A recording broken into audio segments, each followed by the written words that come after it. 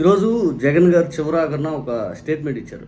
నేను ఇంతసేపు మాట్లాడాను, ప్రతిదీ ప్రూఫ్‌లు పెట్టే మాట్లాడాను, ప్రతిదీ ఎవిడెన్స్‌తోనే నేను మాట్లాడాను కదా! ఒక్కరైనా గానీ నేను మాట్లాడిన దానికి విత్ ఎవిడెన్స్‌తో నేను మాట్లాడిన దానికి వాళ్ళు కౌంటర్ చేయమని వాళ్ళు కూడా ఎవిడెన్స్ తీసుకొచ్చి, నేను అబద్ధాలు ఎక్కడా చెప్పలా, మొత్తం నిజాలే చెప్పాను కదా!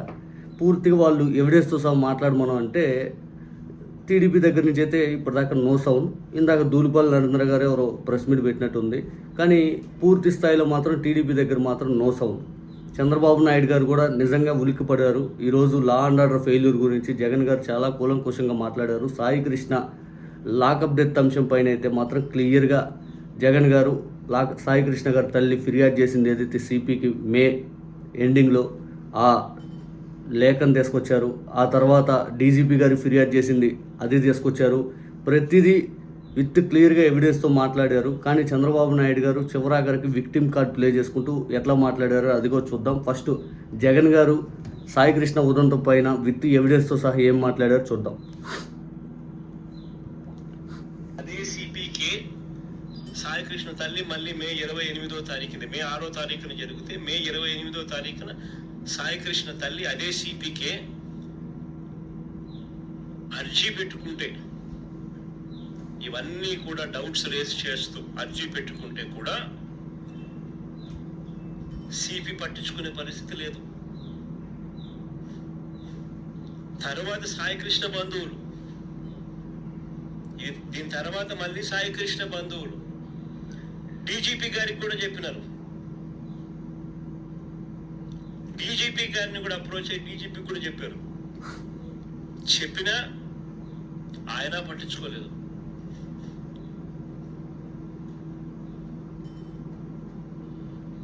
మరి రాష్ట్రంలో వ్యవస్థలు కుప్పకూలిపోయాయి అని చెప్పడానికి ఇవన్నీ నిదర్శనాలు కావా? సిఐని సిపి కాపాడుతాడు, సర్కిల్ ఇన్స్పెక్టర్తో పనిచేయిస్తాడు తనే కాబట్టి సిఐని సిపి కాపాడుతాడు, సిపిని డీజీపీ కాపాడుతాడు, డీజీపీని చంద్రబాబు కాపాడుతాడు. ఇది చాలా స్ట్రాంగ్ స్టేట్మెంట్. ఈ స్టేట్మెంట్కి నిజంగా ప్రభుత్వం దగ్గర నుంచి చాలా పెద్ద సమాధానం మనం ఎక్స్పెక్ట్ చేస్తాం. కానీ చంద్రబాబు నాయుడు గారు ఆన్సర్ అంటారా ఈ స్టేట్మెంట్కి?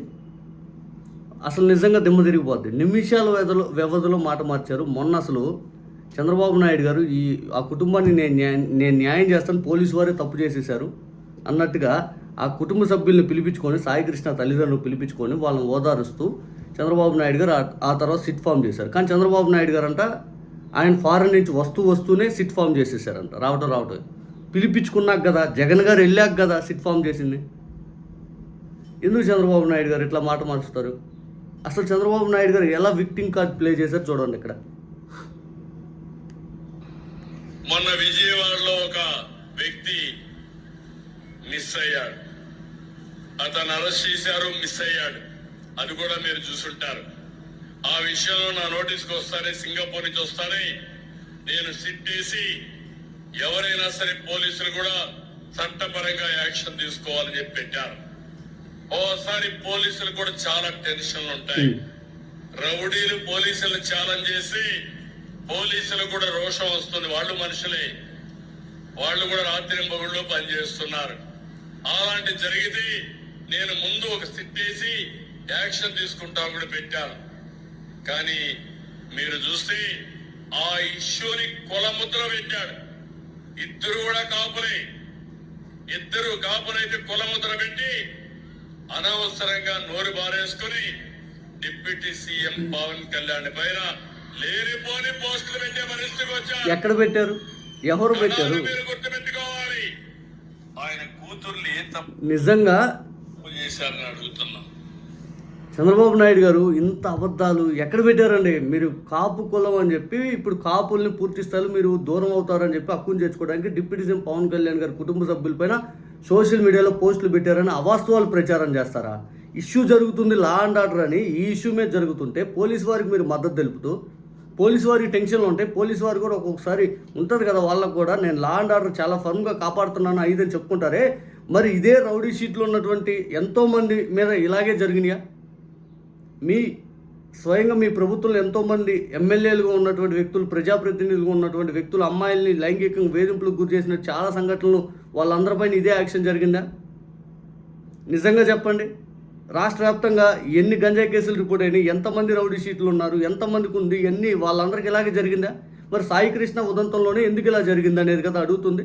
ఎందుకు చట్టాన్ని చేతిలో తీసుకున్నారు? చివరాఖరి బాడీ కూడా చేతికి ఇవ్వకుండా ఎందుకు దహన సంస్కారాలు నిర్వహించి బూడిద కూడా ఇవ్వలేదు ఆ తల్లికి అని చెప్పి కదా అడిగితే మీరు కూడా ఆ తల్లి కన్సర్న్ చూపించి ఈరోజు మళ్ళీ వచ్చి అతన్ని రౌడీ షీట్గా చూపించి మీరు పోలీసు వారికి మద్దతు తెలిపే ప్రయత్నం చేస్తూ ఉన్నారే.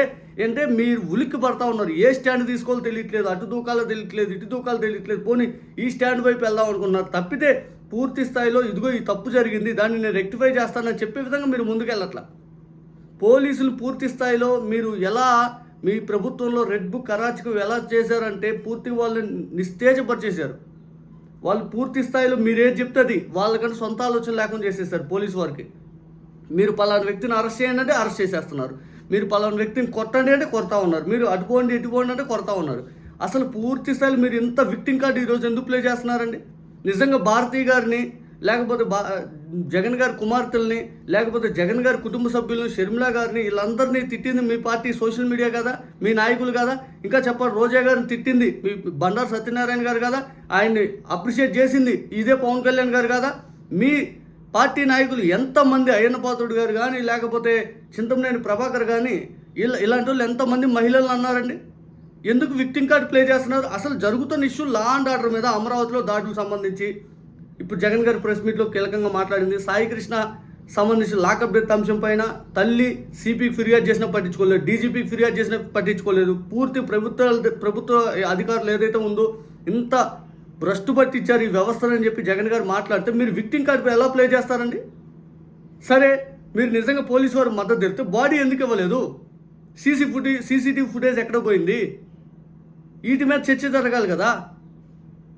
అసలు సిపి దగ్గర ఉండాల్సిన సీసీటీవీ ఫుటేజ్ ఎక్కడ పోయింది? లేకపోతే ఇదంతా దీని మీద చర్చ జరగాలి కదా. దీని మీద మాత్రం మాట్లాడేవారు. ఆ కానిస్టేబుల్ సెల్ ఫోన్ నాగపూర్లో అమ్మేశారంట. ఇటువంటి మీరు చేసేది కూతుర్ల పైన అసభ్యకరమైన పోస్టర్ పెట్టి మానసిక క్షోభకు గురయ్యే పరిస్థితికి వచ్చారు. అంటే వీళ్ళు మనుషులని నేను అడుగుతున్నా. మీ మీద పెడితే మీకు బాధ ఉంటుంది.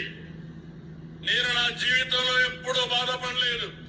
నా భార్యని అసెంబ్లీ సాక్షిగా దూషిస్తే నాలాంటి ఉక్కు మనిషి కూడా కొలాప్స్ అయ్యి, నేను కూడా ఓసారి మనిషి బాధపడి ఫస్ట్ టైం నా జీవితంలో 23 క్లీమోర్ మైన్స్ తో నా మీద దాడి చేసి ప్రాణాలు పోయాయన్నా ఏడవలేదు. కానీ ఆ రోజు నేను కూడా కుంగిపోయాను, బాధపడ్డాను. ఇది మన కుటుంబం పైన ఉండే మన గౌరవమా కాదా అని మిమ్మల్ని అడుగుతున్నా. ఈ విషయం మీరు గుర్తుపెట్టుకోవాలి. అలాంటిది ఆడబిడ్డల పైన, డిప్యూటీ సీఎం గారి కుమార్తెల పైన సోషల్ మీడియాలో పెట్టి ఈ సైకో పైశాచిక ఆనందాన్ని పొందుతున్నాడు. మాట్లాడితే రాజకీయ పార్టీ ఎవరికి సపోర్ట్ చేస్తారు? గంజాయి బ్యాచ్ కి, మీరెవరు సపోర్ట్ చేశారు? గొడ్డలి పార్టీకి. ఎవడైతే రౌడీలను చేస్తారో వాళ్ళకు చేస్తారు. మాట్లాడితే ఈ రాష్ట్రంలో ప్రజాస్వామ్యం లేదంటారు.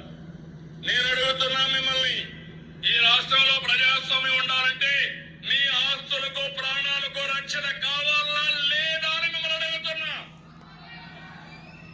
ఎప్పుడు ఉంటుంది మీలో, ఎప్పుడు సిబిఎన్ వచ్చినా రాష్ట్రంలో పోలీసు వ్యవస్థ బాగా పనిచేస్తారని ఆశ మీలో ఉంది. అవునా కాదా అని అడుగుతున్నా.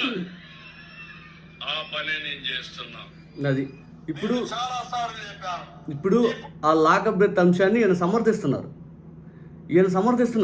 నిజం చెప్పాలంటే మరి మిగిలిన వాళ్ళకి ఎందుకు లేదు అది?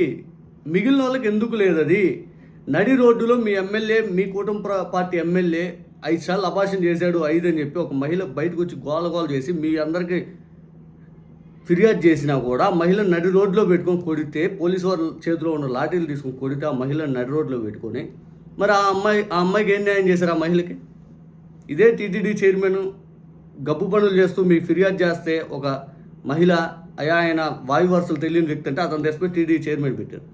ఇది సిబిఎన్ అంటే. రాష్ట్రంలో లా అండ్ ఆర్డర్ ఎంత ఫెయిల్యూర్ అవుతుందో మనందరం చూస్తూ ఉన్నాం. అక్రమ కేసులు బనాయిస్తున్నారు, రెడ్ బుక్ పేరిట విచ్చలవిడితనం చేస్తూ ఉన్నారు. పూర్తిగా అధికారుల్ని మీరేం చెప్తే అది వినేవాళ్ళు చేస్తున్నారు, కానీ పూర్తిస్థాయి స్వతంత్రంగా ఇది మంచి చెడు అనే దాని గురించి ఆలోచించకుండా చట్టాన్ని చేతిలో తీసుకుంటున్నారు. కోర్టులు ఎందుకు, ఇవన్నీ ఎందుకు అనేది చేస్తూ ఉన్నారు. సమర్థిస్తున్నారే చంద్రబాబు నాయుడు గారు. నిజంగా రాష్ట్రంలో ఉన్న రౌడీ షీట్లో రాష్ట్రం ప్రతి ఒక్కరికి ఇదే జరిగిందా ఆలోచించండి. బూడిద కూడా లేకుండా చేసి ఇంత సమర్థించుకుంటారా? ఇది రాజ్యాంగంలో రాసింది ఎక్కడైనా ఇట్లా చేయాలని? కనీసం దిశ కేసులో 4 చంపేస్తే ఆ బాడీలన్నీ ఇచ్చారు, వీళ్ళకి అది కూడా ఇలా. ఏదో మరి నిజంగా మీ ఆవేదన, మీ మాటలు విక్టింగ్ కార్డ్ ప్లే చేస్తారు. లేస్తే ఇంకా నాకు అట్ట జరిగింది అది ఆలోచించండి, ఇది వదిలేసేయండి. ఇదే మీరు చేసేది. క్షణాల్లోనే మాట మార్చారు. ఉలిక్కిపడి జగన్ గారు అడిగేదానికి ఒక్కదానికే సమాధానం లేదు. రైతుల గురించి అడిగాడు, సమాధానం లేదు. లేకపోతే అక్కడ జగన్ గారు క్లియర్ కట్గా అమరావతి గురించి అడిగాడు, దానికి సమాధానం లేదు. మావిగన్ అంటే ఇప్పుడు నేను పెట్టి సిఆర్డీఏలోనే ఉంది కదా 5 అంటారు. మరి సిఆర్డీఏలో పరిధిలో ఉన్నప్పుడు పూర్తి స్థాయిలో డెవలప్మెంట్ యాక్టివిటీకి కేంద్ర ప్రభుత్వం నిర్మించే భవనాలకి మీ దగ్గర ఎస్ఎఫ్టీలకి ఎందుకంత తేడా ఉంటే దానికి సమాధానం లేదు. లా అండ్ ఆర్డర్ గురించి కూలంకుషంగా ప్రతి క్వశ్చన్ అడిగిన దానికి సమాధానం లేదు. రైతుల గురించి, మామిడికాయ రైతుల గురించి ప్రతి ఒక్కరి గురించి అడిగాడే, ఏమీ సమాధానం ఉండదు.